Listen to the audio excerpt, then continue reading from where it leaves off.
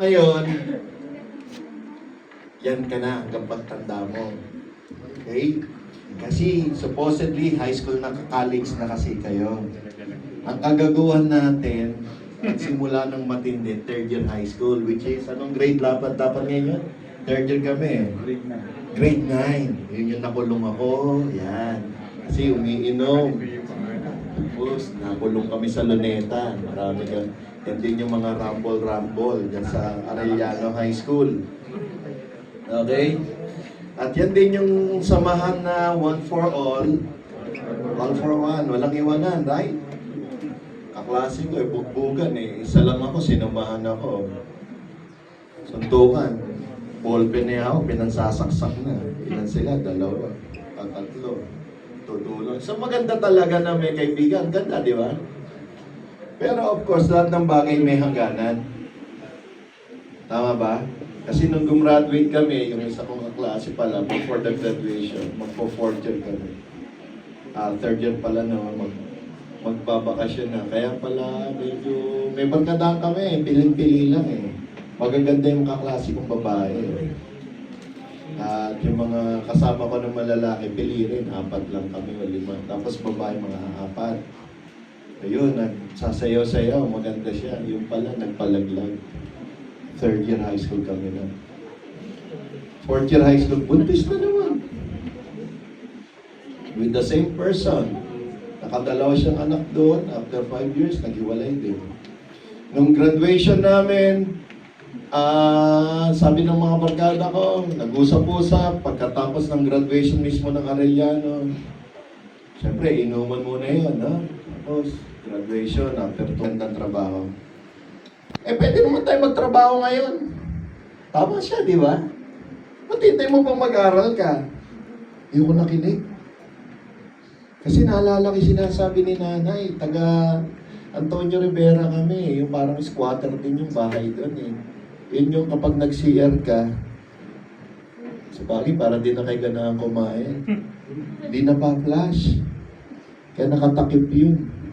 Nakatakip. Kapag puno na, alam mo yung tatay ko, jeepney driver, yung mga pang-gasoline niya, yung plastic, di ba? Ginawang tabo, tapos may kahoy. Kaya yung chairman of the board, natutong manigarilyo yan. Kasi yung tayo, tinatapon, nilalagay sa kanan. Tapos yung mga kapitbahay, magmumura ng PI yun. Ang baho! Meron pa naman tayong mabango. Baho! Di ba? Tapos yung bahay namin, kahit hindi tagulan, may tubig. Ang hirap. Pero lagi sinasabi ni nanay kasi mag-aral eh. Mag-aral. Kaya kami naman nag-aral ng mabuti. Kahit di kami ganun above average, kahit average na kami, masikap kami. May puso kami. Kaya nga nag-aral ako nung ginagalingan ko. Tapos, uso pa nun NCE. Kapag di mo na ipasa yung NCE, parang di ka pwedeng mag-college. Ngayon, dalawa akong pagkain, tatakboy ko pa mula Arellano hanggang bahay namin. Tapos wala kang pagkain. Diba? Tapos sasabihin mo sa nanay mo, hindi na ako mag-aral. Nanay ko kasi hindi mo mapapagmalakihan. Ikaw bahala. Ayaw mo mag-aral, di ikaw bahala. So hindi ako nag-aral ng 2 araw. Bumigay din ako. Kasi sa bahay, alaga mo yung bunso mong kapatid. Kapag umiyak yung papaluin ka. Ikaw maghuhugas ng pinggan. Ikaw maglilinis. Iiyak pa yung bata. Kaya kapag galit ka na, pukutusan mo, papaluin ka. Ngayon, iiyak na naman. Gano'n ko na naman yung bibig. Ano yan? Wala po na eh. Kaya alam mo sa sistemang yon, natuto ka magpasensya eh. Kasi kung di ka magpapasensya, ikaw din mismo masasaktan. O di magpasensya ka na lang. O sabi ni nanay ko, nawala sa akin yung pagmamata. Ayaw mo mag-aral, di huwag ka mag-aral. O di ako nag-aral, puro palo inabot ka. Sabi ko, maganda pala mag-aral. Kasi kaklase mo, pag mangongopya, ililibre ka ng lugaw. Ngayon kapag mag-e-exam, hindi mo pa kokopyahin, bibigyan ka ng pagkain para pakopyahin mo. O di ba sa'yo, hindi ka magugutom? O sa yung pagmamalaki mo, minsan tayo mayabang tayo.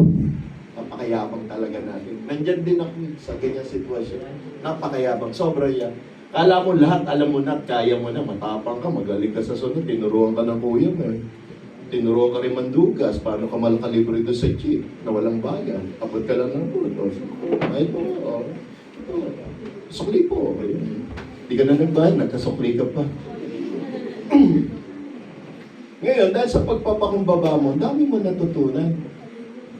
Alam nyo ba na bago, yung kung ano narating ko ngayon, bunga ng mga kapatid kong lalaki, babae. Kung babalikan mo ngayon, child abuse ang ginawa nila. Bakit? Yan si Kuya, tinuruan akong mamulot ng basura at saka mandaya. Yung tanso, lagyan mo ng bato sa gitna, tapos papakilo mo. Yung may-ari naman ng building na ito, tinuruan ako. Yung dyaryo naman, basahin mo yung gitna para mabigat. Diba? Yung kuya ko naman namatay, pastor niya, yun. Tinuruan ako maging mga prinsipyo. Tsaka magbenta, o. Bili na kayo, garantisado, aprobado. Bata pa ako noon, high school pa lang ako, third year high school. Mula rito hanggang Santa Rosa, Laguna. Pag hinuli ka ng polis, sabi mo, hindi pwede. Bakit kuya? Kasi naglalakad ka, wala kang pwesto. Pero yung hinuli ako ng polis, ganun sinabi ko, mangiyak-iyak ako. Sabi ng kuya ko, matalay na yan sa'yo. Alam mo, kinuha kasi lahat ng bag eh, tapos kinuha yung tatlo. Akin na po yan.